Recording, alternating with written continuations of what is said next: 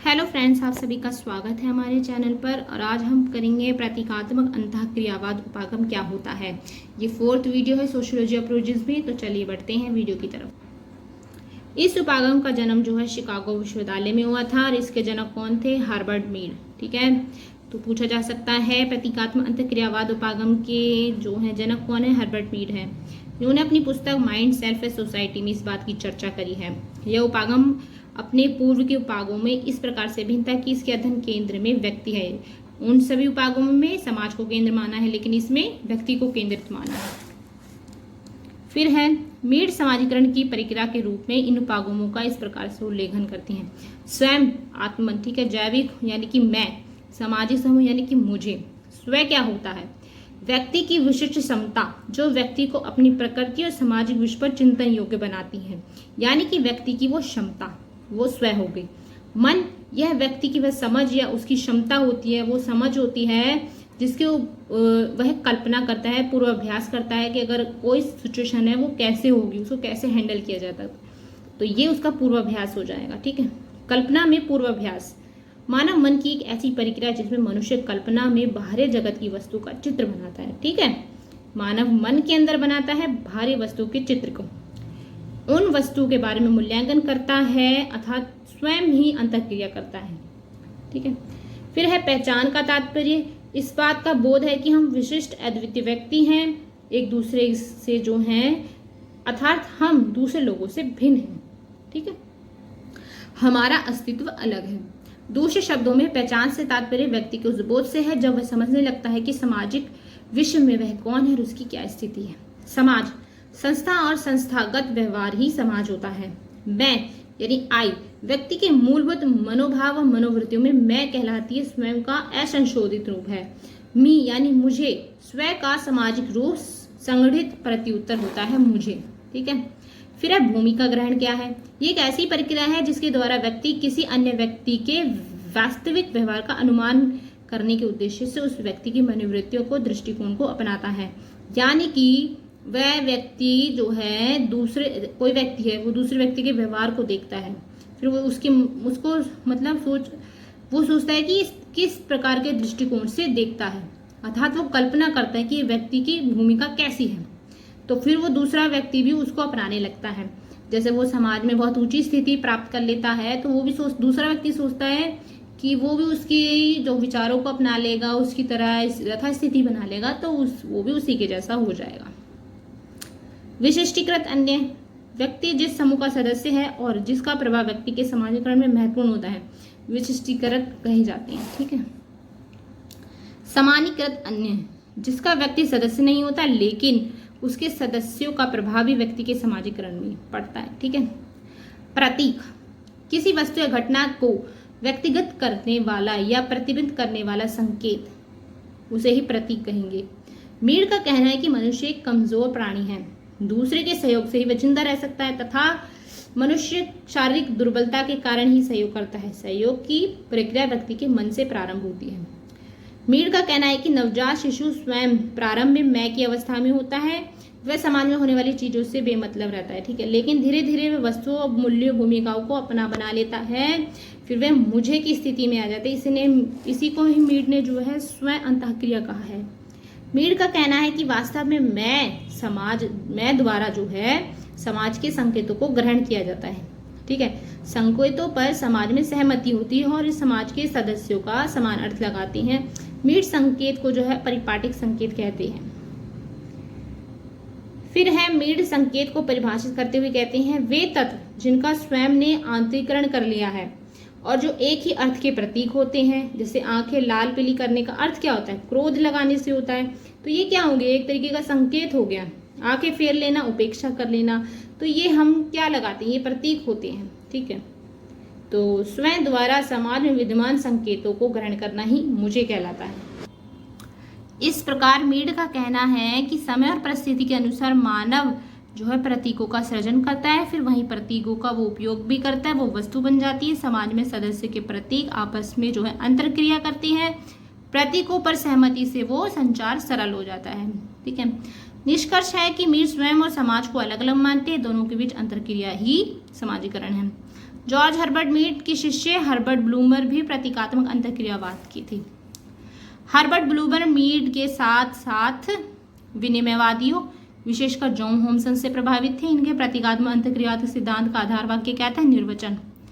George Thompson जो है उद्दीपक प्रत्युत्तर में थे। ठीक है, चलिए आगे देखते हैं। आगे हैं शिकागो संप्रदाय के ही विद्वान चार्ल्स हार्टन कूले को भी प्रतीकात्मक अंतःक्रियावादी माना गया है। यह मीड के समान स्वयं और समाज को अलग न मानकर दोनों को ही एक मानते हैं।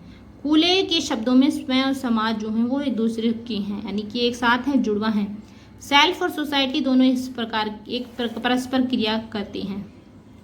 व्यक्ति का समाजीकरण होता रहता है। कूले समाज के दर्पण की उपमा देते हैं जिसके अनुसार व्यक्ति अपने परिवर्तन करते रहता है और स्वयं के निर्माण में अहम भूमिका निभाता है। कूले ने इस विचार को क्या कहा? आत्मदर्पण का सिद्धांत कहा है। लेकिन प्रतीकात्मक अंतःक्रियावाद उपागम अधिक दिनों तक जो है समाजशास्त्रीय धरातल पर स्थापित नहीं हो पाया। इरविन गॉफमैन ने अभिनय शास्त्रीय उपागम को प्रस्तुत किया था। इरविन गॉफमैन का मूल कथन क्या है? मनुष्य हमेशा सक्रिय रहता है, इसमें बराबर अधिकतम जानकारी लेने का प्रयास करता रहता है। अतः कहना है कि व्यक्ति जो अपराध और पृष्ठव्रत होते हैं वो कलंकित हो जाते हैं और उनमें भी एक स्वयं होता है, वो स्वयं उन्हें बनाता भी है और बिगाड़ता भी है। गॉफमैन यह जानने का प्रयास कर रहे हैं कि प्रत्येक समाज की संरचनाएं अलग अलग क्यों होती हैं। इसके निष्कर्ष पर पहुंचते हैं कि समाज क्या एक रंगमंच के समान है जिसमें व्यक्ति अपनी अन्य भूमिकाओं को निभाता है। ठीक है, तो आयु और में परिवर्तित करता रहता है। अपने विश्लेषण को स्पष्ट करने के लिए गॉफमैन अग्र और पश्चिम जैसी संज्ञाओं का प्रयोग करते हैं। अग्र से तात्पर्य मंच जहाँ पे अभिनेता अपना कर्तव्य दिखाता है, अभिनय दिखाता है। कर्तव्य व अभिनय यह है जिसे देखने की अपेक्षा दर्शक करते हैं, अर्थात यह प्रत्यक्ष दृष्टिगोचर होता है। पश्च मंच के पीछे भी पृष्ठभूमि है, मंच के पीछे जो कुछ होता है उसे दर्शक देख नहीं पाती। ये पश्च ही है जहाँ अभिनेता दर्शकों को प्रभावित करने का प्रयास करने की तैयारी में रहते हैं। निष्कर्ष में कहा जा सकता है कि गॉफमैन जो है आई और मी में रूपांतरण करते हैं, अंतरक्रिया की बात करते हैं। गॉफमैन ने जो है क्रियाओं का जो है क्रम बताया, जैसे व्यक्ति, संपर्क, मुठभेड़, ये सब इनकी पुस्तकें हैं। ये the communication conduct in an island community, the presentation of self in everyday life, asylum, encounter, behaviour in public place, stigma, interaction rituals, ठीक है, relation in public, gender and advertisement. काफ़ी इंपॉर्टेंट बुक्स है, याद कर लीजिएगा। अब हम पढ़ेंगे घटना क्रिया विज्ञान उपागम, फिनोमेनोलॉजी क्या होता है। यह उपागम भी व्यक्ति को अध्ययन का केंद्र बिंदु मानता है। ठीक है, यह किसी भी घटना के पीछे कोई ना कोई कारण मानता है। कर्ता अर्थात व्यक्ति को इसलिए महत्व मानता है क्योंकि घटना से संबंधित होता है। इसमें क्या होता है कि कोई ना कोई घटना होता है जिसमें व्यक्ति कोई कारण छिपा होता है और व्यक्ति को ये अध्ययन केंद्र मानता है। फिनोमेनोलॉजी शब्द जो है सर्वप्रथम जर्मनी दाश हीगल द्वारा 1807 में प्रकाशित पुस्तक फिनोमेनोलॉजी ऑफ माइंड में मिलता है। ठीक है, phenomenology of the mind and spirit. लेकिन इसके दार्शनिक व्याख्या दर्शन शास्त्र में इसका उल्लेख हर्सल ने किया था। हर्सल को इसकी अवधारणा का जनक माना जाता है, परंतु जब समाजशास्त्र में सर्वप्रथम उल्लेख हर्सल के शिष्य अल्फ्रेड शूज द्वारा किया गया था। शूज ने 1932 में प्रकाशित पुस्तक the phenomenology of the social world में इसका उल्लेख किया है। ठीक है, आगे है कि घटना क्रिया विज्ञान अध्ययन की इकाई व्यक्ति को मानता है। इनका कहना है कि व्यक्ति ही चेतना का निर्माण करता है, चेतना पर सामाजिक सहमति होती है, उससे ही समाज में चेतना बढ़ती है। एक व्यक्ति के अंदर की चेतना व्यक्तिगत चेतना कहते हैं। अल्फ्रेड शूज भी इसे जगत मानते हैं, इसे ही वे जीवन जगत कहते हैं। दूसरी व्यक्ति के बाहर की चेतना जिस पर समाज की सहमति होती है, शूज समाजी जगत कहते हैं। ठीक है, समाज जगत को समझने के लिए जीवन जगत का अध्ययन करना जरूरी है। दूसरे शब्दों में घटना क्रिया विज्ञान उपागम है, कर्ता व्यक्ति के दृष्टिकोण को समझने की बात करता है। अंत में कह सकते हैं अल्फ्रेड शूज मैक्स वेबर से प्रभावित थे। ठीक है, फिर है घटना क्रिया विज्ञान के 3 क्रमों को पहचाना। पहला है वह अर्थ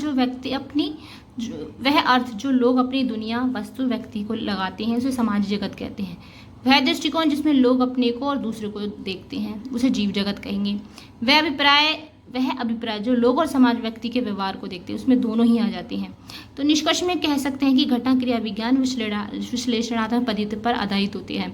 यह उपागम सामाजिक धरातल पर बहुत दिनों तक नहीं टिक पाया था। ठीक है, तो 1960 के दशक में लोक विधि विज्ञान उपागम के रूप में बदल गया था, एथनोमेथोडोलॉजी के रूप में। लोक विधि विज्ञान उपागम का सर्वप्रथम प्रयोग 1967 में ए स्टडी इन एथनोमेथोडोलॉजी नामक पुस्तक में हेराल्ड गारफिंकल ने किया था।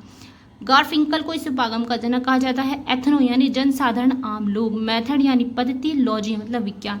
इस प्रकार से इसका मतलब क्या हुआ, विधियों का वैज्ञानिक अध्ययन। इसका अर्थ प्रतिदिन के जीवन का सामाजिक विज्ञान कहलाता है।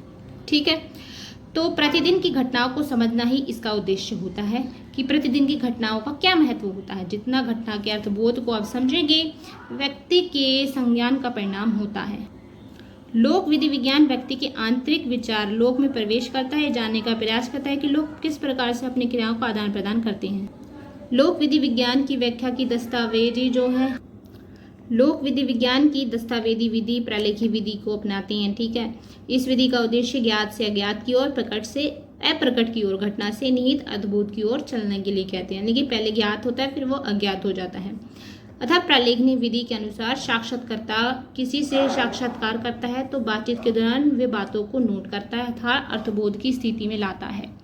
प्रतीकात्मक अंतःक्रियावाद घटना क्रियावाद विश्लेषण की इकाई व्यक्ति को मानते हैं। अंततः जब लोक विधि विज्ञान विश्लेषण की इकाई अंतःक्रिया होती है। क्या आप जानते हैं कि मार्क्स वर्ग संघर्ष, डायरंडर्व शक्ति सत्ता का संघर्ष और जो इन्होंने हैं इनके अलग अलग जो हैं बातें बताई हैं। तो यहाँ तक था हमारा ये चैप्टर कंप्लीट हो चुका है। आगे की वीडियो में हम इनकी MCQs करेंगे।